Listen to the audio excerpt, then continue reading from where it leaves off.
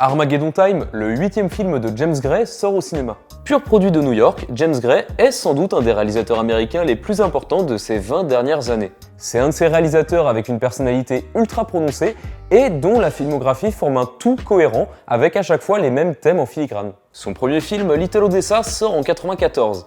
On y suit un Tim Roth qui sort tout juste de Pulp Fiction. Tueur en mission, il va retourner dans son quartier natal exécuter un contrat. Son petit frère apprend son retour en ville et cherche à le retrouver. On trouve ici un thème qui sera présent dans toute la filmo de James Gray, les liens familiaux et plus particulièrement les liens père-fils. Après ce film à petit budget qui ne rencontrera pas un succès fou, Gray attendra 1998 pour réaliser son nouveau film qui ne sortira qu'en 2000, The Yards. Un film produit par l'homme le plus détesté d'Hollywood, Harvey Weinstein. Mark Wahlberg sort de prison, retourne vivre chez sa mère qu'il veut rendre fière en trouvant un travail honnête. Il décide de suivre le fiancé de sa cousine, Joaquin Phoenix, pour un travail qui s'avérera illégal et le rendra témoin d'un meurtre. La première fois que Joaquin Phoenix, qui deviendra son acteur fétiche, apparaît dans un de ses films. On y retrouve les mêmes thèmes, la famille, les personnages rejetés par la société, un tueur dans Little Odessa, ici un ex-tolard. Le film sera un four magistral, rapportant à peine 1 million de recettes pour 20 millions de budget.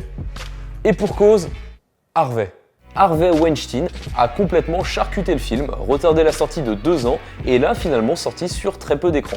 Gray attend donc 7 ans avant de réaliser son premier gros succès, We Own the Night. Bobby est un patron de nightclub lié à la pègre. Il veut étendre son empire grâce à la drogue, ce qu'il veut cacher à son père et son frère, membres de la police new-yorkaise. Presque 60 millions de recettes pour 20 millions de budget, Gray connaît ici un beau succès qui lui permet de relancer sa carrière tout en continuant dans ses thèmes clés. Si l'intrigue des films de Gray est parfois prévisible, ce qui est important c'est la lutte interne des personnages. Rejetés par la société et tiraillés par de forts dilemmes moraux, plongés dans une réalité désillusionnée, avec une importance de la figure du père, des relations familiales complexes. Puis, l'année suivante en 2008, sort Two Lovers. Sans doute mon préféré. Adapté des Nuits blanches de Dostoïevski, on suit Léonard qui est perdu dans sa vie. Au bord du suicide suite à une relation amoureuse complexe, il est tiraillé entre la fille qu'il aime et celle que ses parents veulent qu'il aime, pour le bien du business familial. Et, encore une fois, le film se passe à New York, théâtre de prédilection de James Gray. En 2013, il revient avec The Immigrant, l'histoire de 2 sœurs polonaises dans les années 20 qui émigrent aux États-Unis. L'une d'elles, Magda, a la tuberculose et se retrouve retenue sur une île. Ewa, l'autre sœur, sera prête à tout pour la sortir de là.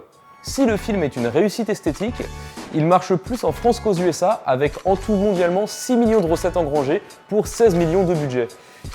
Ce qui est très peu.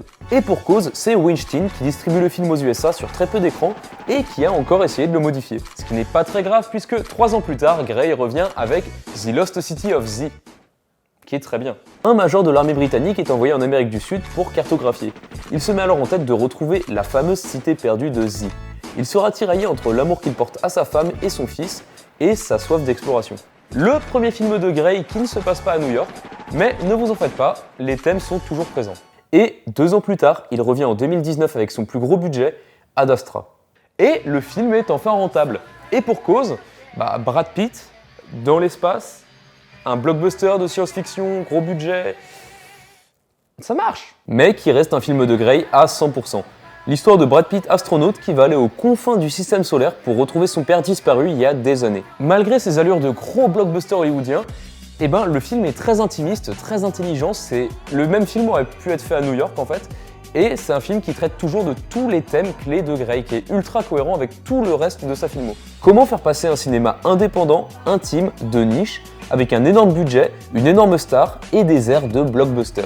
À l'heure actuelle, le nouveau film de James Gray, Armageddon Time, vient de sortir. Comme par hasard, on va y suivre à New York, dans les années 80, le passage de l'âge adulte d'un jeune homme, une période pleine de tiraillements internes, de dilemmes moraux, de conflits et ce genre de choses, et ses relations familiales. Et pour ceux qui ne connaissaient pas James Gray, j'espère que cette vidéo va vous donner envie de voir tous ces films et surtout de mieux appréhender Armageddon Time au cinéma. N'hésitez pas à mettre un gros pouce bleu si vous avez aimé la vidéo, j'ai adoré parler de James Gray que j'adore. Dites-moi en commentaire votre film préféré de James Gray, ou alors si vous ne le connaissez pas, quel film vous aimeriez découvrir. C'est toujours intéressant et moi j'adore parler avec vous en commentaire. On se retrouve la semaine prochaine pour une nouvelle vidéo où on va commenter une sortie ciné du moment. Et c'est un plaisir toujours de faire des vidéos dans ce nouveau décor. J'adore mon nouveau décor. À très bientôt.